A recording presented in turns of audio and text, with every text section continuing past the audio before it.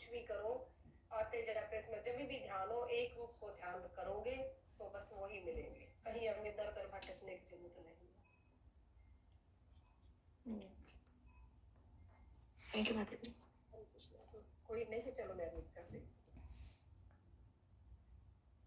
तब देवकी ने समस्त कारणों के कारण समग्र ब्रह्मांड के आधार भगवान को अपने भीतर रखा, किंतु कंस के घर के भीतर बंदी होने से वे किसी पात्र की दीवारों से ढके हुई अग्नि की लपटों की तरह या उस व्यक्ति की तरह थी जो अपने ज्ञान को जन समुदाय के लाभ हेतु वितरित नहीं करता। तात्पर्य, इस श्लोक में ज्ञान फल शब्द अत्यंत महत्वपूर्ण है। ज्ञान तो वितरण के लिए होता है, यद्यपि पहले से ही पर्याप्त ज्ञान है, किंतु जब भी वैज्ञानिकों या दार्शनिकों को कोई नया ज्ञान सूझता है तो वे उसे विश्व भर में वितरित कर देना चाहते हैं, अन्यथा वह ज्ञान क्रमशः सूख जाता है और उससे कोई भी व्यक्ति लाभ नहीं उठा पाता। भारत के पास भगवत गीता का ज्ञान है, किंतु दुर्भाग्यवश किसी न किसी कारणवश इस भगवत ज्ञान का विश्व भर में वितरण नहीं हो पाया। यद्यपि यह सारे मानव समाज के निमित्त है, इसलिए कृष्ण स्वयं ही श्री चैतन्य महाप्रभु के रूप में प्रकट हुए और जिन्होंने सारे भारतीयों को आदेश दिया कि वे भगवत गीता के ज्ञान का सारे विश्व में वितरण करने का भार अपने हाथ में ले ले। यारे देख तारे कह कृष्ण उपदेश, आमार आज्ञा गुरु हंजा तार ए देश। भगवत गीता तथा श्रीमद् भागवत में दिए गए भगवान श्री कृष्ण के आदेशों का पालन करने के लिए हर एक को उपदेश दो। इस तरह आध्यात्मिक गुरु बनकर इस देश के हर व्यक्ति को मुक्त करने का प्रयास करो। चैतन्य चरितामृत मध्य 7.128।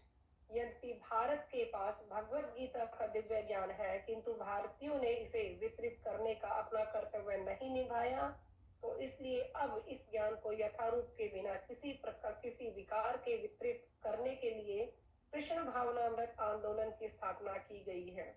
यद्यपि इससे पूर्व भी भगवत गीता के ज्ञान का वितरण करने के प्रयास हुए हैं, किंतु इन प्रयासों में विकृति तथा संसारिक ज्ञान से समझौता किया जा रहा है। लेकिन अब कृष्ण भावनामृत आंदोलन भगवत गीता यथारूप का वितरण कर रहा है और लोग इस ज्ञान का लाभ उठाकर कृष्ण भावनामृत की ओर जग रहे हैं और कृष्ण के भक्त बन रहे हैं। इस तरह ज्ञान के समुचित वितरण के शुभारंभ से न केवल सारा विश्व लाभान्वित होगा, अपितु मानव समाज में भारत की कीर्ति बढ़ेगी। कंस ने कृष्ण भावनामृत को अपने घर के भीतर भोजेंद्र गृह बंदी बनाने का प्रयास किया, जिसका परिणाम यह हुआ कि वह अपने सारे ऐश्वर्य समेत नष्ट हो गया। इसी तरह दुराग्राही भारतीय सेनाओं द्वारा भगवत गीता के असली ज्ञान का गला घोटा जा रहा था और परिणाम स्वरूप भारतीय संस्कृति तथा भगवत ज्ञान नष्ट हो रहा था, किंतु अब कृष्ण भावनामृत के प्रसार के साथ ही भगवत गीता का सही उपयोग होने लगा। गर्भ में भगवान के होने से देवकी जिस स्थान में बंदी थी, वहां के सारे वातावरण को वे अलौकिक करने लगी। उसे प्रसन्न, शुद्ध तथा हंसमुख देखकर कंस ने सोचा, इसके भीतर स्थित भगवान विष्णु अब मेरा वध करेंगे। इससे पूर्व देवकी कभी भी इतनी तेजवान और प्रसन्न नहीं दिखी। भगवान ने भगवत गीता 4.7 में कहा है, यदा यदा ही धर्मस्य ग्लानिर्भवति भारता अभ्युत्थान अधर्मस्य तदात्ममाना सृजाम्यहम्। हे भरतवंशी, जब धर्म की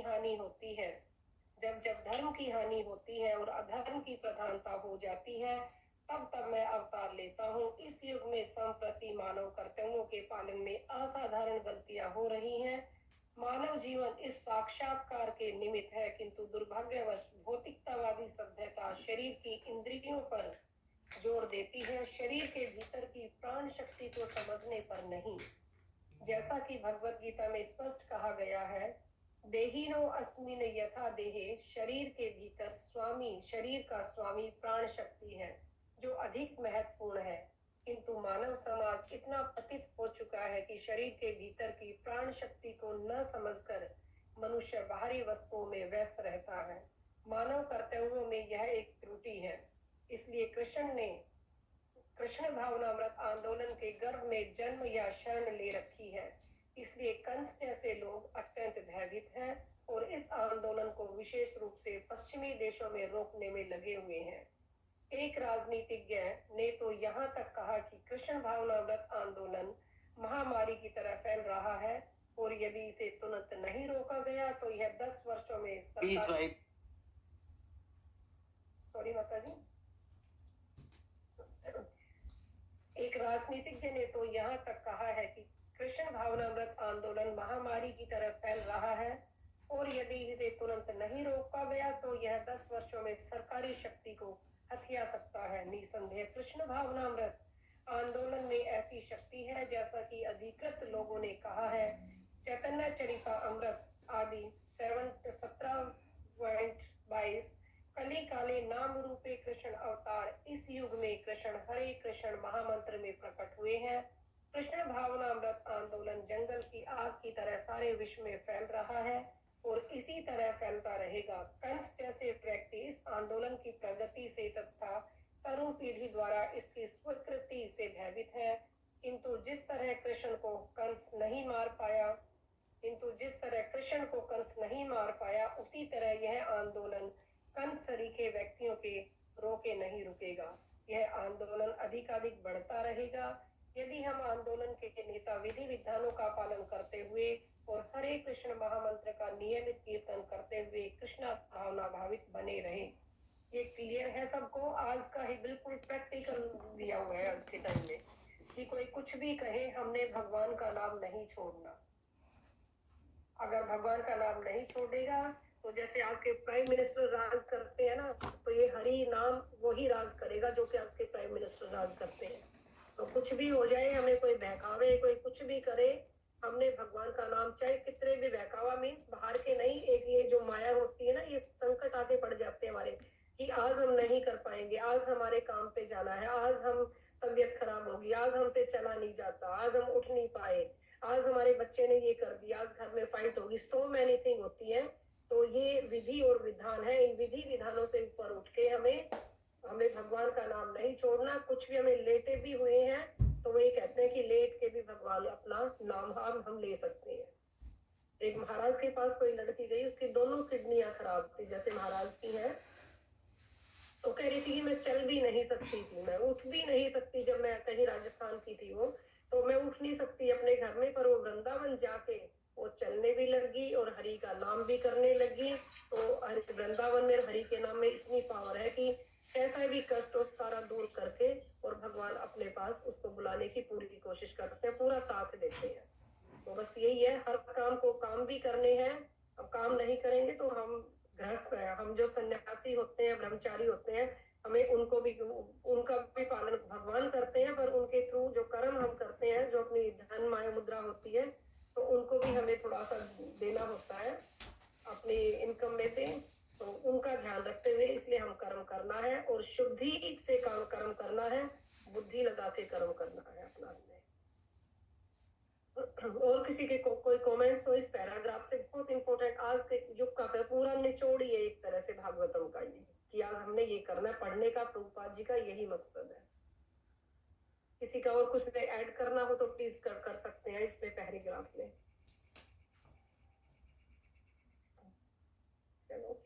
बहुत सुंदर वर्ड्स हैं लास्ट की माता जी। आपने अभी जो पढ़े कि ये जो इस तरीके से अगर हम ये नाम जाप करते हैं तो अगर हम उसको नहीं छोड़ते तो ये एक तरह से महामारी की तरह फैल जाता है। तो कितना सुंदर वर्ड्स हैं ये। कंस ने सोचा अब मुझे क्या करना चाहिए। अपना लक्ष्य जानने वाले भगवान परित्राणाय साधूनाम विनाशाय च दुष्कृताम अपना पराक्रम त्यागने वाले नहीं है। देव की स्त्री है, वह मेरी बहन है और गर्भवती भी है। यदि मैं उसे मार डालूं तो मेरे यश, ऐश्वर्य तथा आयु निश्चित रूप से नष्ट हो जाएंगे। तात्पर्य वैदिक नियमों के अनुसार किसी स्त्री, ब्राह्मण, वृद्ध, शिशु तथा गाय का कभी भी वध नहीं करना चाहिए।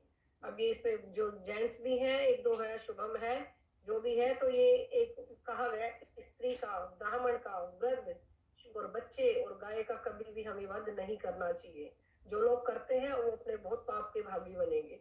ऐसा लगता है कि भगवान का परम शत्रु होते हुए भी कंस वैदिक संस्कृति से अवगत था और इस तथ्य के प्रति जागरूक था कि आत्मा एक शरीर से दूसरे में देहांतर करता है और मनुष्य इस जीवन के कर्मों के अनुसार अगले जीवन में कष्ट भोगता है।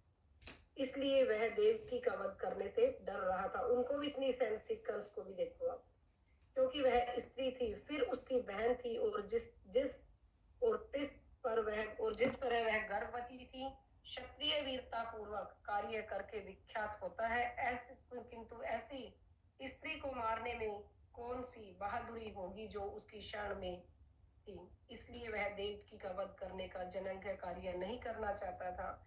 कंस का शत्रु तो देवकी के गर्भ के भीतर था, किंतु शत्रु का ऐसी अज्ञान की स्थिति में वध करना बहादुरी नहीं होगा। क्षत्रिय नियमों के अनुसार शत्रु ने आमने सामने तथा उचित हथियारों के साथ युद्ध करना चाहिए। यदि शत्रु मारा जाता है तो जीतने वाला विख्यात बनता है। कंस ने इन सब बातों पर बड़े विवेक से तर्क किया और यह पूरी तरह जानते हुए कि देवकी के घर में उसका शत्रु वह उसका वध करने के से अपने को रोकता रहा। अत्यधिक क्रूर व्यक्ति को जीवित रहते हुए भी मृत माना जाता है। ये अत्यधिक क्रूर का मतलब क्या है? इसमें ईर्ष्यालु जो होते हैं, जो झगड़ालू होते हैं, जो बहुत कठोर हृदय वाले होते हैं, उनको कहा है अत्यधिक क्रूर, क्योंकि उसके जीवित रहते हुए या उसकी मृत्यु के बाद भी हर कोई उसकी निंदा करता है। देहात्म बुद्धि वाला व्यक्ति मृत्यु के बाद भी अंधतम नरक को भेजा जाता है, इसमें कोई भी संदेह नहीं है। तात्पर्य, कंस ने विचार किया कि यदि वह अपनी बहन को मारता है तो जब तक वह जीवित रहेगा तब तक लोग उसकी निंदा करेंगे और मृत्यु के बाद उसे अपनी इस क्रूरता के लिए अंधतम नरक में जाना पड़ेगा। कहा गया है कि कसाई जैसे क्रूर व्यक्ति को सलाह दी जाती है कि वह न तो जिए और न ही मरे। जीवित अवस्था में ऐसा क्रूर व्यक्ति अपने अगले जीवन के लिए नारकीय स्थिति उत्पन्न करता है, अतः उसे जीवित नहीं रहना चाहिए। किंतु उसे मरने की भी सलाह नहीं दी जाती, क्योंकि मृत्यु के बाद उसे अंधतम नरक में जाना पड़ता है। इस तरह वह दोनों तरह से निंदनीय है। इसीलिए आत्मा के देहांतरण का ज्ञान होने के कारण कंस ने जानबूझकर देवकी का वध करने से अपने को रोका।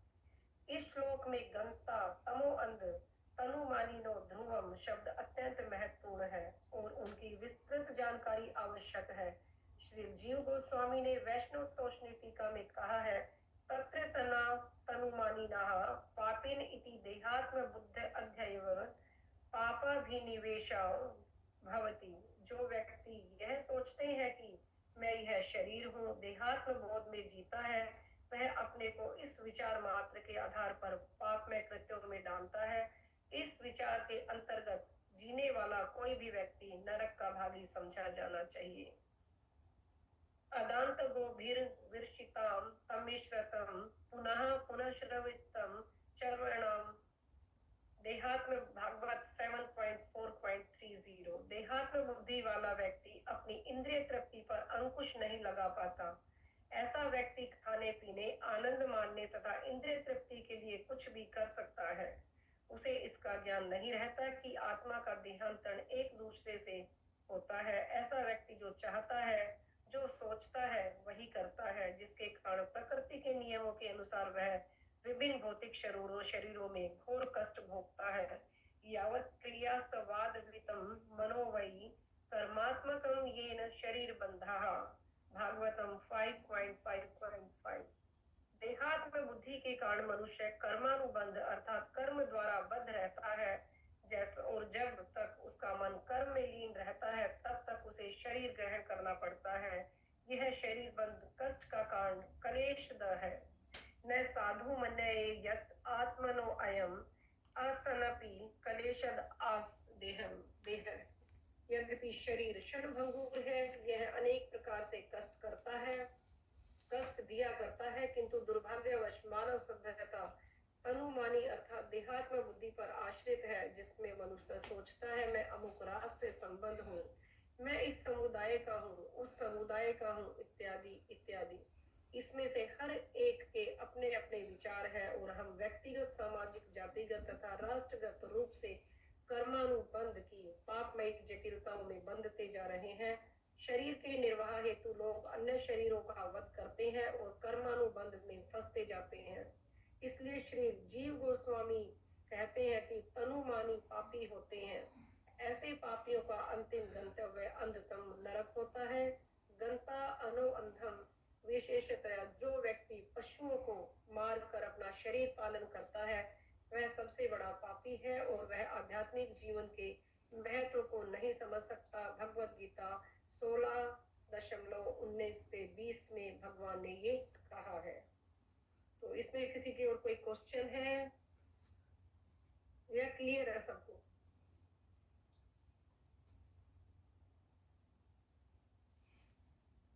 जब हम ये खाने पीने की बात करते हैं, जो आहार लेते हैं, आजकल तो काफी चीजें जेनेटिकली मॉडिफाइड होती है, राइट माता जी? जैसे फ्रूट्स, वेजिटेबल्स वगैरह हम जब लेने जाते हैं, जैसे जीएमओ का बना हुआ है, तो हाउ इज उसके बारे में क्या सोचा जाए माता जी? Because I think I am not sure if it is right thing to consume और रॉन्ग थिंग टू कंज्यूम माता जी। तो आपका मीनिंग मतलब जो बाहर से आप बाय करने जाते हैं, जो बनी हुई ऑलरेडी प्री मेड चीज होती है? नहीं माता जी, जैसे वेजिटेबल्स लेने गए तो कुछ चीजें जैसे हमको लगता है कि इसका ये नॉर्मल आकार है ही नहीं, मतलब it is really too big to be true. मतलब हम जानते हैं कि ये जेनेटिकली मॉडिफाइड से जैसे बनी हुई उगाई हुई चीजें हैं माता जी। जी, आपको लेना ही नहीं चाहिए। पहले बात तो बिल्कुल नहीं, पता नहीं कहाँ से कोट था, उसमें क्लियर लिखा हुआ है शिवपाल जी ने कि जो बाहर की चीजें है ना, किस भाव से बनी हुई होती हैं। जितनी कम से कम ली जाए ना, वो करो। और इसीलिए जो बाहर से जो चीज, जैसे गेहूं ले लिया, हमें नेचुरली हम ग्रो नहीं कर सकते, कोई भी ग्रेन ले लिया नहीं कर सकते जैसे हम, तो ये चीजें लेके और इनका कुछ भी मॉडिफाई घर में अब हम बना के भगवान को इसलिए ऑफर पर लगा किया जाता है कि इन चीजों के लगने से जो इसके स्नेह है वो सारे नष्ट हो जाते हैं माता जी। और जो चीज आपको पता है कि वो नहीं लेनी, तो वो हमने नहीं लेनी चाहिए। ये थोड़ा सा जीभ का ही स्वाद है, गले के गर्दन तक का स्वाद हमें फील होता है, उसके बाद नीचे जाके ना कोई स्वाद नहीं रहता। जिसने शुगर खानी होती, किसी को शुगर है, वो शुगर के दिल करता है मैं खा लूं। खाने के बाद उसकी बॉडी में क्या एंजाइटी सी फील होती है बाद में। अब जैसे बेचारे नारद मुनि प्रभु जी है, खूब मीठा खाते थे, सामने भी प्रैक्टिकल है हमारे सामने। माता जी उनको इतना रोकती थी, हम जाते थे प्रभु जी नहीं रसगुल्ले खाओ, नहीं एक गुलाब जामुन खाओ। बर्थडे पे बुलाओ उसको, रसगुल्ले का ना अपना चमचम का वो पहाड़ बनवाते थे, जो देख के इतने खुश होते थे कि वाओ। और आज बेचारे का इतना हो गया, ये तो जीभ का स्वाद है। तो अपना जीभ को हमें कंट्रोल में करते हुए जो भी हम करते हैं कि हमें अच्छी चीज है, सबको पता ही है ये तो हमें नहीं खानी चाहिए। थोड़ा सा देर का स्वाद है, उसके बाद वो बॉडी में बहुत नुकसान करती है चीजें। अब उसको ना सुंदरदेव महाराज की वो ही कह रहे थे, वो कह रहे थे कि जैसे सुबह बताया खूब भोग लगाओ भगवान को, तो जैसे भोग लगाओगे भी ना, भगवान को लगा दिया खूब अच्छी अच्छी चीजें, कितने दिन आप हलवा पूरी सब्जी दालें पकोड़े दही बल्ले भगवान को लगा के रोज खिला सकते हो, कोई दिक्कत नहीं है। बट उनको बाद में फेंकोगे फिर या खुद खाओगे? खुद खाएंगे तो हमारी बॉडी इतनी नहीं स्ट्रॉन्ग है कि उनको हम झेल पाएंगे। ठीक है, ये हमारी मेटीरियल स्पिरिचुअल बॉडी नहीं है कि जो हमने किया। तो वो ये कहते हैं कि भगवान को जो आपने खिलाया है ना, देना है बहुत। चाहे भगवान को थोड़ा सा हल्का सा घी लगा के एक रोटी दे दो, ठीक है। जो आपने घर में बनाया है चीनी के साथ दे दो, दूध है दूध के साथ, तो ये सारी चीज हमारी यूज हो जाती है।